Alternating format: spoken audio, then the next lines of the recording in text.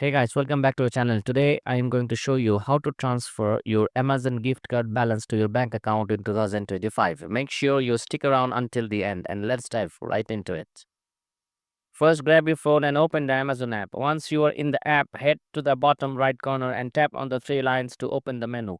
Next, select Amazon Pay from the list. Here you will see your Amazon Pay balance section. Scroll down a bit and you'll find an option for digital gold. Now, here's the trick. Use your Amazon gift card balance to buy digital gold. Once you have done that, look for the sell gold option. Tap on it and you'll see your gold balance. Sell your gold, and just like that, the amount will be transferred directly to your bank account. And that's it. You have now successfully transferred your Amazon gift card balance to your bank account. Thanks for watching. Don't forget to like and subscribe for more tech tips and guides. See you in the next one.